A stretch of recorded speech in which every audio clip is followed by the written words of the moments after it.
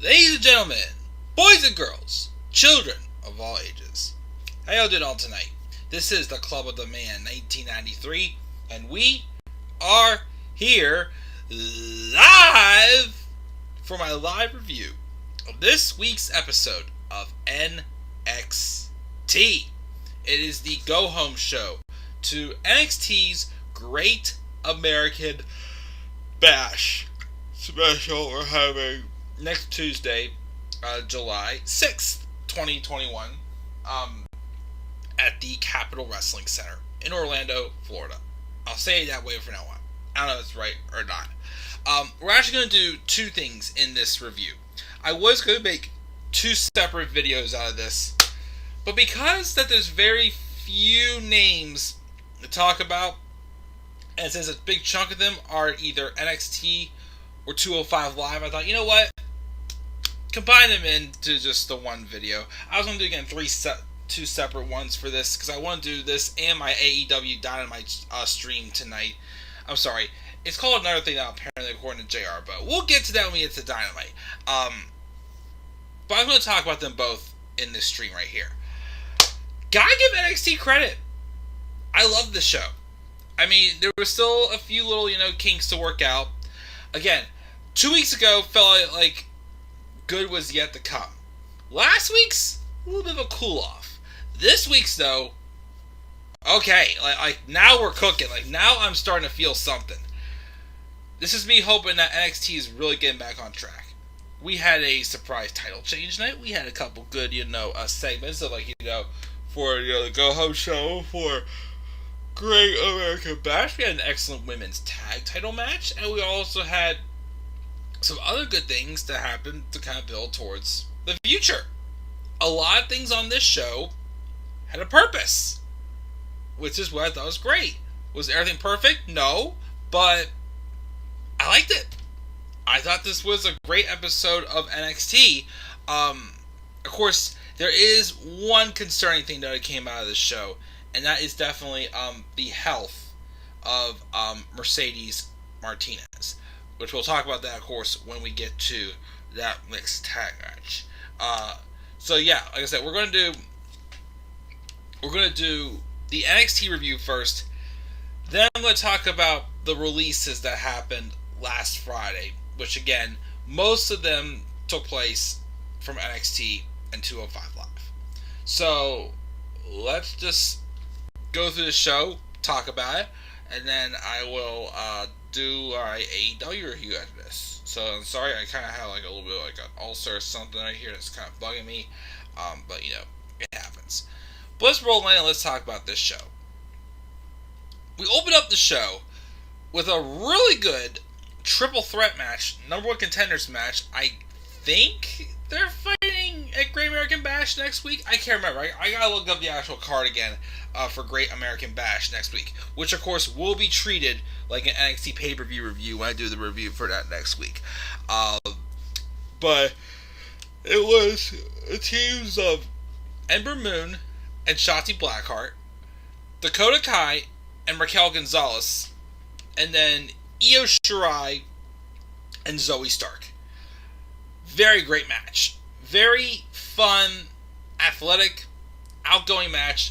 Again, we had some really big names in this match, from Io Shirai to Dakota Kai to Ember Moon.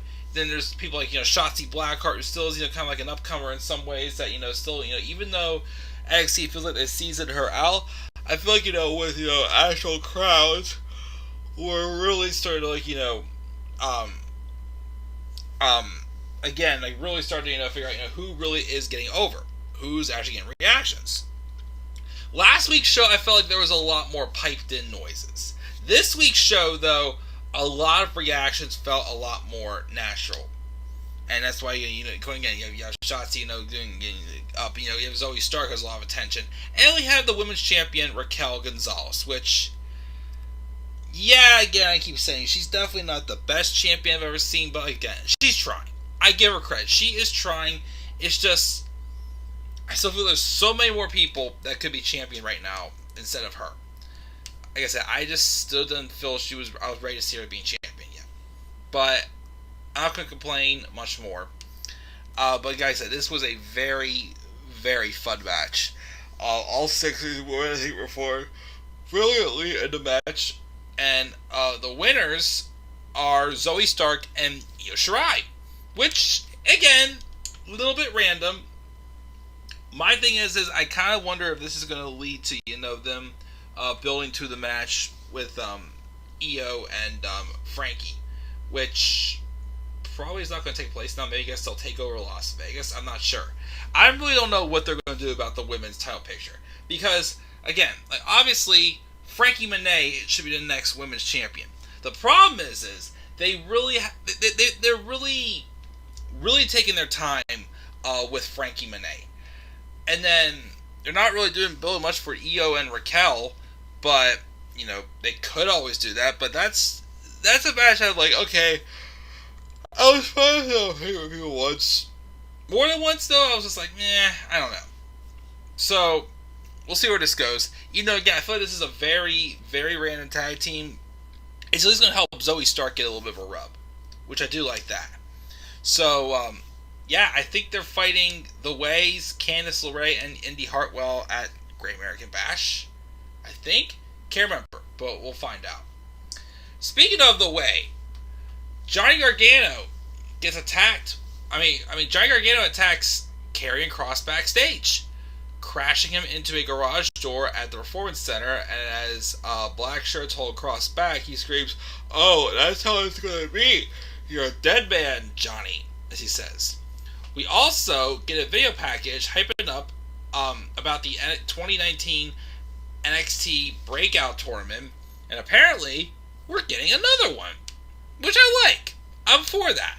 Of course, the only thing is, I hope the actual winner sticks around, because, controversy with the last winner, Jordan Miles, caused him to have just one match, his NXT title match against Adam Cole. That was it. Following some controversy, he was released. I think I heard he recently retired also from wrestling. So hopefully that doesn't get, blown off again this time. Mackenzie Mitchell interviews Bronson Reed. He says, if it wasn't for that tournament, he would have gone to be North American champion. He gets interrupted, though, by Hit Row. And then Isaiah Swerve Scott reminds him that, hey, both of us were in that tournament. Top Dollar says Bronson Reed's scared. Dollar King, all you are is talk. But Swerve says, if you're the champion you say you are, you put that title on the line tonight against me. And Bronson Reed says, you got it. And I'm like, ooh, okay, surprise title match here. Didn't expect that.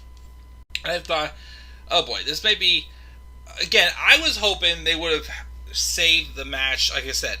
Even if they would have done a winner-take-all match with MSK and Bronson Reed versus Hit Row, Isaiah Swerve Scott, Top Dollar, and Ashante the Adonis, I was hoping they would have at least, done that instead of them and Legado del Fantasma. But, Santos Escobar, I think they were guys one-on-one match with Bronson Reed.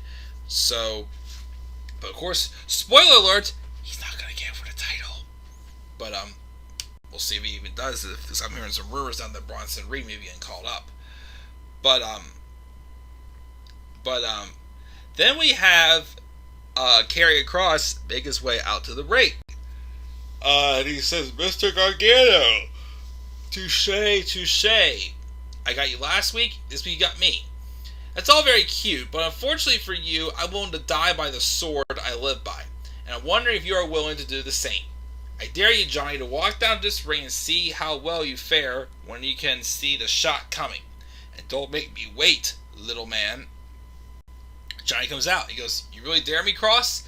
I'm right here. You think I'm afraid? You know who the hell I am? Last week, the big bad champion jumped like a coward. And this week, he's going to beat him at his own game. You want me in the ring? That's my word. You're standing in. I don't have a sword, but what I actually have is talent. I mean, I'm going to be bigger than you, but I am smarter than you. And he proved that right, because Austin Theory didn't jump Karrion Kross. But then Kross covers and knocks them both out of the ring. But then Kross slams Gargano in the plexiglass over and over and over again, rips apart the steel steps. He's about to smash Johnny with the steps before security breaks them up. And of course, that includes Samoa Joe coming down, who again gets in Cross's face. Man, again, they are teasing the hell out of Samoa Joe and Karrion Kross. Will it happen at Vegas? I don't know. It looks like, again, they're not having a match at a Great American Bash as far as I know. But if they don't do Joe and Kross, do Kross and Gargano. And what I liked about this too, even though Johnny wasn't full on babyface, of course, you had the crowd behind him. Yes, he wasn't 100% innocent in this either, but in this segment, you can kind of tell Johnny is playing more off the audience, and he's slowly shedding his heel gimmick, which I love because I want to see him be a face again. Like, again, this heel run to me just has not done it. Make him a face again. So they get into the ring, they start brawling. Samoa Joe then tries to break it up.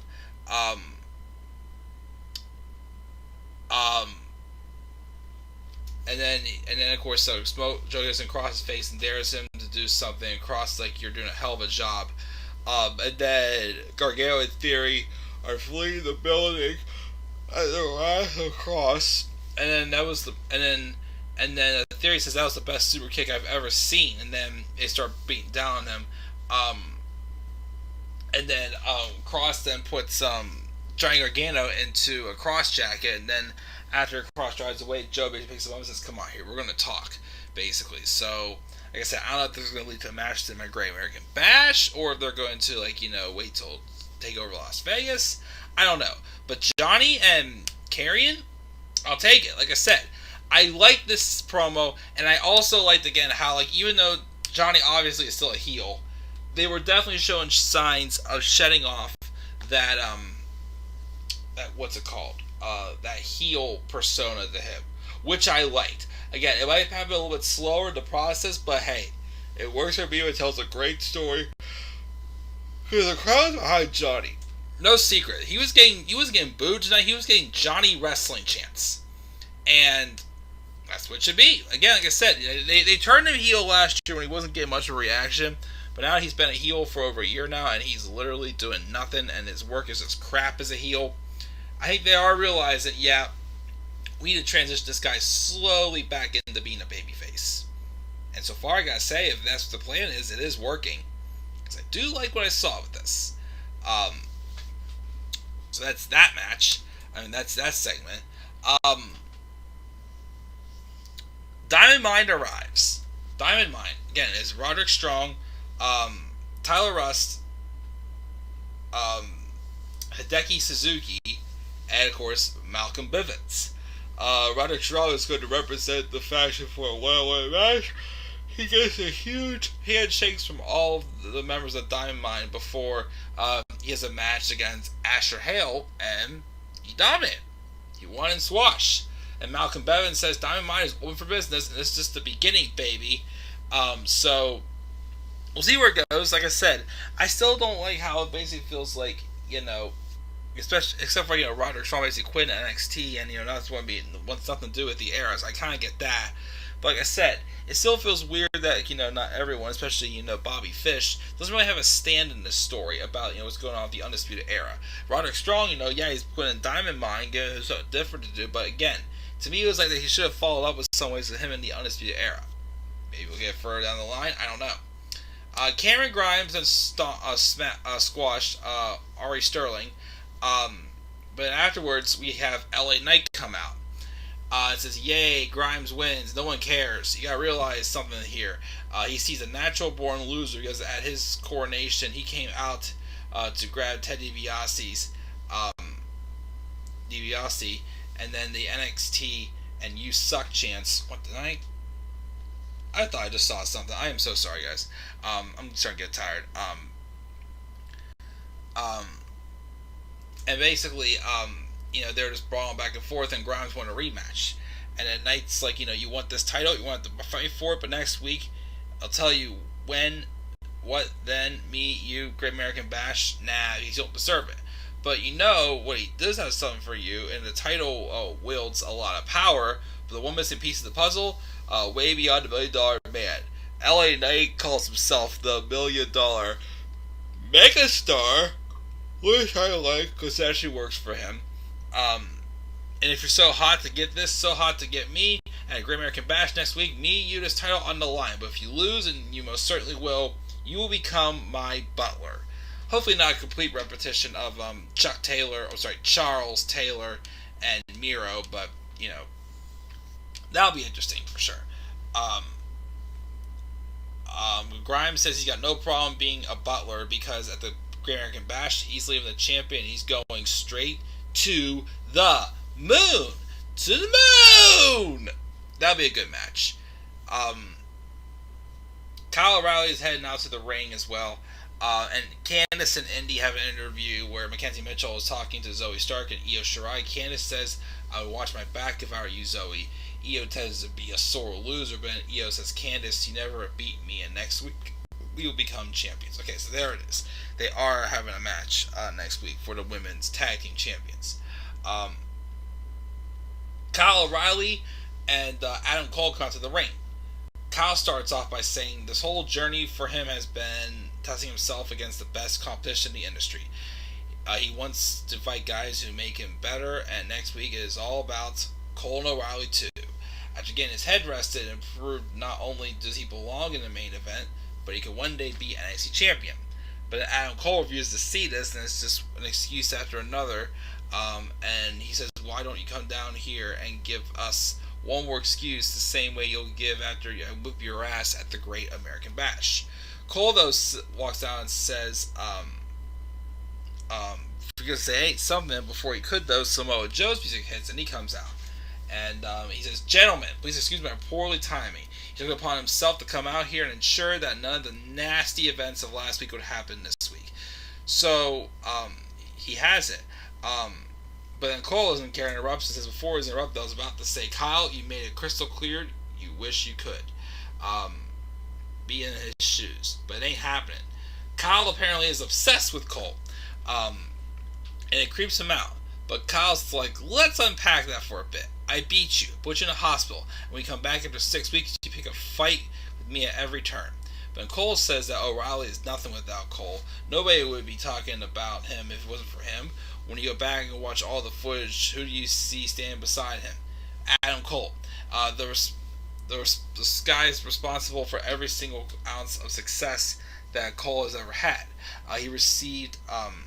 He carried him on his back for 4 years, and guess what? He is still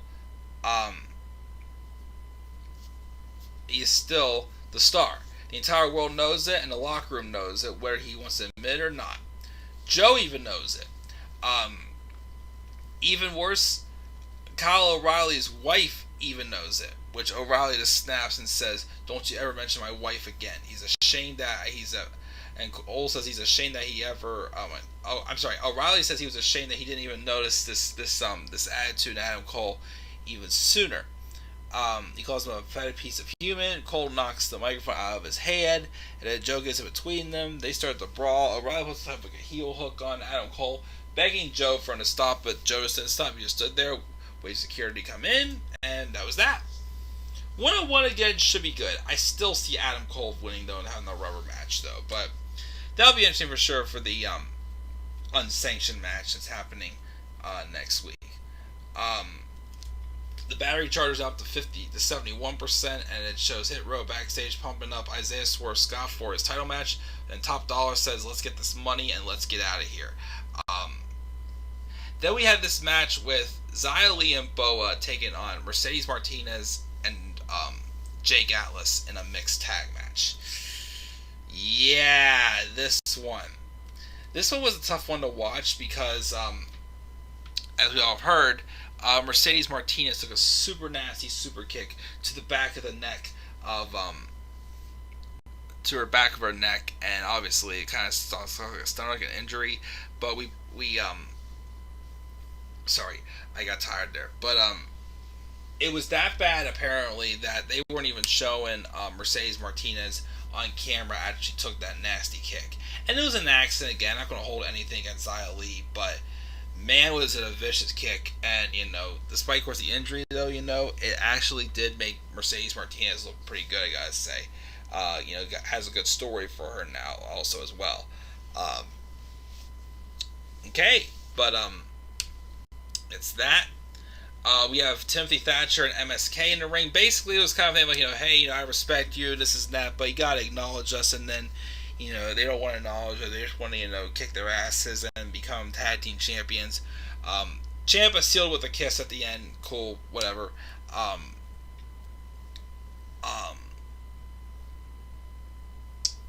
I guess we had Real confirms that Cameron Grimes and LA Knight will have a match next week, as well as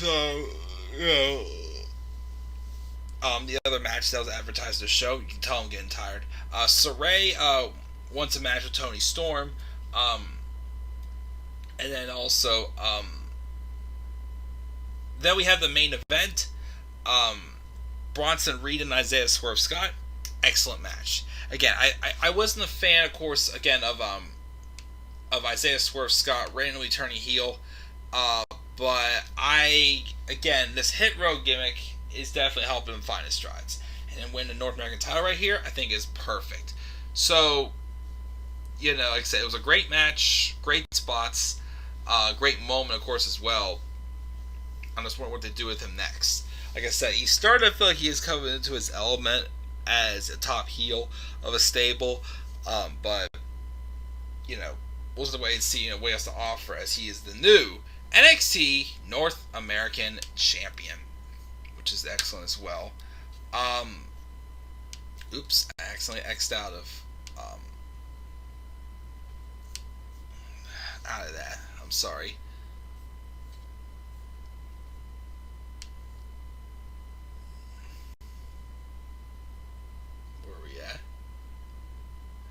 Oh yeah.